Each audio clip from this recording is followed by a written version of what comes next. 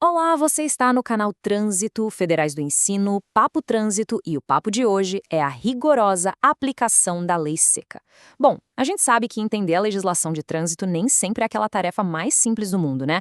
Mas é absolutamente essencial para garantir a segurança de todo mundo nas vias.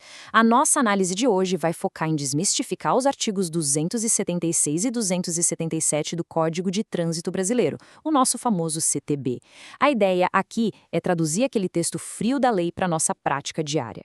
Como é que essa fiscalização realmente funciona quando alguém é parado numa blitz ou se envolve num sinistro? Vamos trazer clareza direto da fonte. A nossa explicação de hoje vai passar rapidinho por 4 pontos estruturais: a regra da tolerância zero, os métodos de fiscalização, as provas que vão além do bafômetro e, fechando o raciocínio, as consequências da recusa. Certo? Então vamos mergulhar no nosso ponto 1. A regra da tolerância zero, que está estipulada lá no artigo 276. Olha, a lei é 100% categórica, tolerância zero. O código afirma com todas as letras que qualquer, e eu digo qualquer mesmo, concentração de álcool por litro de sangue ou de ar sujeita o motorista às penalidades. Gente, não tem essa de quantidade segura ou permitida. Seja uma taça de vinho, um copo de cerveja ou só um gole, se o álcool for detectado, pronto, a infração do artigo 165 já está configurada. A mensagem do CTB é cristalina: a segurança viária exige sobriedade total. E aqui a gente precisa esclarecer um baita mito das ruas sobre uma tal margem de tolerância. O parágrafo único do artigo 276 diz que o CONTRAN vai disciplinar essas margens. Mas preste muita atenção, essa margem não é de jeito nenhum um passe livre para beber um pouquinho antes de dirigir. Na verdade, ela existe pura e simplesmente para cobrir o erro metrológico do aparelho, sabe? O próprio bafômetro. É só uma questão técnica de calibração do equipamento exigida pela lei e não uma licença para o consumo de álcool. Beleza, passando agora para o nosso ponto 2, os métodos de fiscalização previstos no caput do artigo 277. Como é que a autoridade comprova isso na prática? Bom, o artigo 277 dá um verdadeiro arsenal de procedimentos para o Estado certificar a influência de álcool ou de substâncias psicoativas. A pessoa pode ser submetida a um teste, sendo o bafômetro clássico que todo mundo conhece. Mas a lei também autoriza exames clínicos, perícia ou literalmente qualquer outro procedimento técnico e científico que seja aprovado pelo CONTRAN. É uma estrutura fechada para garantir que não faltem ferramentas na hora de avaliar a capacidade psicomotora do motorista.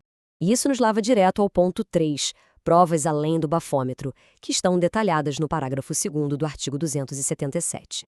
Lembra daquela crença antiga de que sem o bafômetro na mão não tinha como multar? Pois é, a lei mudou o jogo completamente. De um lado, a gente tem as provas físicas tradicionais, como o exame de sangue e o teste de ar alveolar.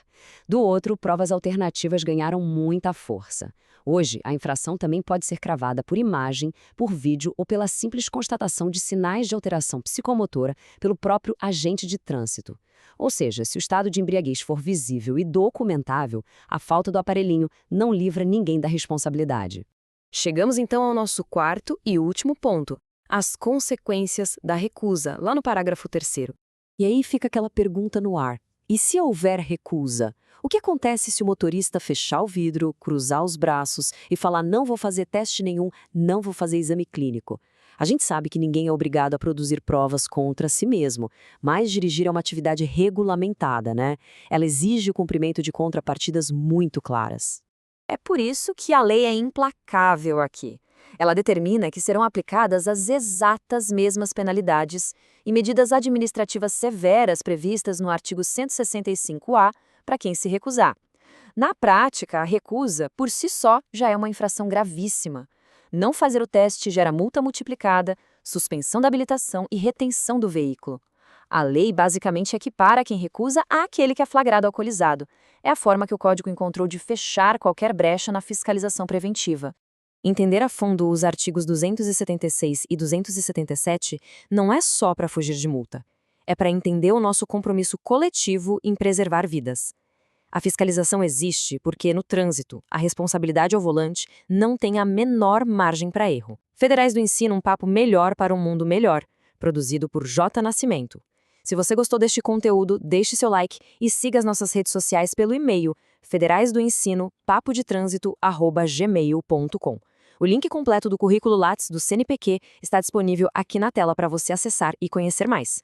Muito obrigado por acompanhar essa análise e até a próxima!